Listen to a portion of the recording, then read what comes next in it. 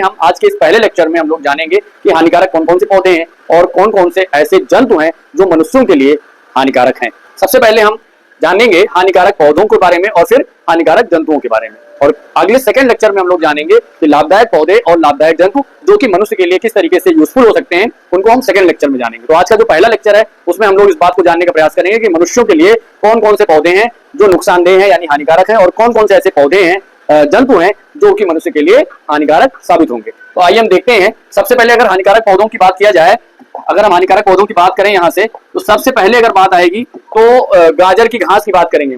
गाजर की घास जो होती है अगर स्किन पर आपके लग जाती है, आपको पता होगा, तो उससे खुजली होने लगती है। इसी प्रकार से एक शादी विवाह में देखा होगा लोग जो कुछ मजाकिया टाइप के होते हैं, वो एक छोटा सा चीज होता है उसको केवांच बोलते हैं, आपने सुना होगा। तो उस केवांच को अगर फेंक देते हैं, उस पर रोए होते हैं, तो केवांच जहां भी लग जाता है आपके शरीर पर, वहां पर क्या होता है, खुजली होने लगती है, आदमी बहुत तेजी से खुजलाने लगता है। अगर शादी विवाह में किसी के पास फेंक दो, किसी के ऊपर फेंक दो, या शैतानी, कुछ लोग शैतानी करते हुए धीरे से उसको किसी की लगा देते हैं मजाक में ही, तो उस आदमी को बहुत ढेर सारी क्या होती है, खुजली होने लगती है। तो ये आपके लिए हानिकारक है। मनुष्यों के लिए ये ऐसे पौधे हैं जो कि हानिकारक साबित होते हैं, चाहे वो गाजर की घास हो, चाहे वो केवांच हो। इसके अलावा कच्चे काजू के छिलके जो होते हैं ये भी बहुत ज्यादा खुजली करते हैं, तो ये भी मनुष्य के लिए हानिकारक है। पपीते का दूध हो, सफेद दूध निकलता है, इसके कारण भी खुजली होती है। आगे की बात हम करेंगे कि अगर जो है धनुष बाण की बात किया जाए, तो पहले के टाइम में क्या होता था, जो बाण हुआ करता था उसके आगे का जो टिप होता था उससे क्या होता था, वो नुकीला होता था। तो उसे क्या करते थे शिकारी लोग, रिस्पैंजा या कुरारे नामक एक रस होता था, रिस्पैंजा या कुरारे, उसमें बाण का अगला हिस्सा डिप कर देते थे। और चूंकि ये रिस्पैंजा और कुरारे काफी हानिकारक पदार्थ होता है, काफी जहरीला होता है, और इस बाण का उपयोग जब जंतुओं को धनुष में लगा करके मारने के लिए करते थे, और ये बाण जाकर के जंतुओं को लगता था तो इससे उसकी मृत्यु हो जाती थी। यानी शिकार के समय जंतुओं को मारने के लिए इसका उपयोग होता था। इन दोनों रसों का, रिस्पैंजा और कुरेरा का उपयोग होता था बाण के अगले। इसको क्या करते थे, बाण को बुझाते थे। इसी तरीके से पीली कनेर की पत्ती हो, चाहे मदार का दूध हो, ये दोनों जो पदार्थ हैं ये भी बहुत जहरीले होते हैं। इनका उपयोग भी जहरीले पदार्थों के रूप में करते हैं जो मनुष्य के लिए बहुत ज्यादा ये नुकसानदेह हैं, हानिकारक हैं। अब बात करेंगे कि कुछ ऐसे पौधे हैं जो कि मनुष्य मादक पदार्थ के रूप में सेवन करता है और वो बहुत ज्यादा स्वास्थ्य के लिए हानिकारक होते हैं। वो कौन कौन से हो सकते हैं? गांजा है, ठीक है, गांजा है, चरस है, अफीम है, मार्फिन है, हेरोइन, कुकीन, ये ऐसे पदार्थ हैं जो मादक पदार्थ की कैटेगरी में आते हैं और इनसे मनुष्य के शरीर को बहुत ज्यादा नुकसान होता है।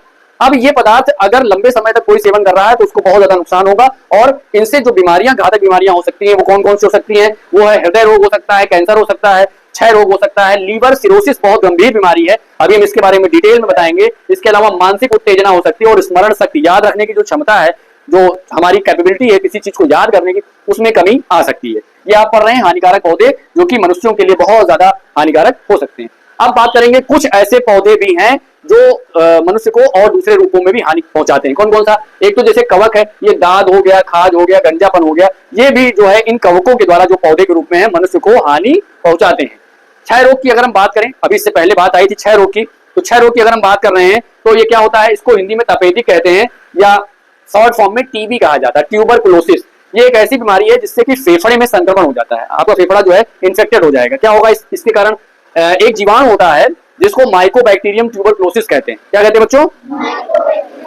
माइकोबैक्टीरियम ट्यूबरकुलोसिस नामक जीवाणु जैसे ही आपके सांस की हवा के साथ, ऑक्सीजन के साथ अंदर जाता है, फेफड़ों में इन्फेक्शन होता है। फेफड़े के इन्फेक्शन की बीमारी क्या है? क्षय रोग है। और अगर किसी व्यक्ति को क्षय रोग हो गया है, टीबी हो गई है, तपेदिक हो गया है, सारे नाम एक हैं, तो ऐसे में उस व्यक्ति को क्या होगा, कौन कौन से लक्षण होंगे आइए जानते हैं। उसको तेज बुखार हो सकता है, ठीक है, पहले तो बुखार बहुत तेजी से आएगा। दूसरा, उसको थकान होगी और शरीर में कमजोरी का एहसास होगा, यानी वीकनेस बहुत ज्यादा आएगी। इस तरीके से आपने अभी जाना कि कौन कौन सी बीमारियां जो है हानिकारक बीमारियां हो सकती हैं। और अब बात करते हैं दूसरी वाली बीमारी जो कि हमारे लिए नई है, लीवर सिरोसिस।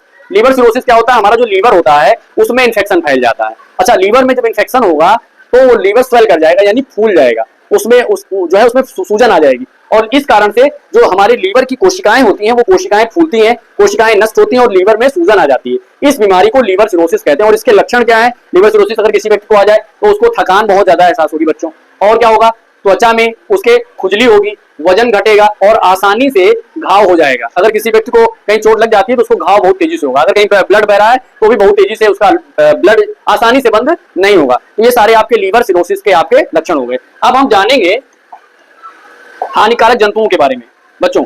अब हम लोग जानेंगे हानिकारक जंतुओं के बारे में, जैसे कि अभी हम जान रहे थे कि कौन कौन से ऐसे पौधे हैं जो हमें हानि पहुंचाते हैं, मनुष्यों को हानि पहुंचाते हैं। और अब हम देखेंगे सेकंड पार्ट में कि कौन कौन से ऐसे जंतु हैं जो मनुष्यों के लिए नुकसानदेह हैं या हानिकारक हैं। आइए देखते हैं। सांप हो, बिच्छू हो, आपको पता है ये सब काट लेते हैं, विषैले जंतु हैं। कभी कभी अगर सही समय पर डॉक्टरी सलाह नहीं मिली, उपचार नहीं मिला, तो व्यक्ति की मृत्यु भी हो जाती है। अगर विष की बात करें, सांप के विष की अगर इसकी थोड़ी सी मात्रा ले ली जाए तो उसे औषधि के रूप में, एंटीबायोटिक के रूप में भी उपयोग में लाया जाता है। आगे हम आपको बताएंगे किसी लेक्चर में अगले कि एंटीबायोटिक क्या होता है और वहां डिटेल में बात करेंगे। बर्रे, मधुमक्खी और बिच्छू ये भी बहुत ही विषैले होते हैं। अगर इनका डंक इन जानवरों ने काट लिया तो वहां पर पीलापन आ जाता है, वहां लाल हो जाता है और बहुत ज्यादा दर्द होती है, जलन बहुत ज्यादा होती है। तो ये भी हमारे लिए, ये जंतु हमारे लिए नुकसानदायक है। चींटी हो, खटमल हो, मच्छर हो, ये सब काट लेते हैं तो आपको पता है प्राय क्या होती है, वहां पर खुजली होती है। तो ये भी हमारे लिए नुकसानदायक है।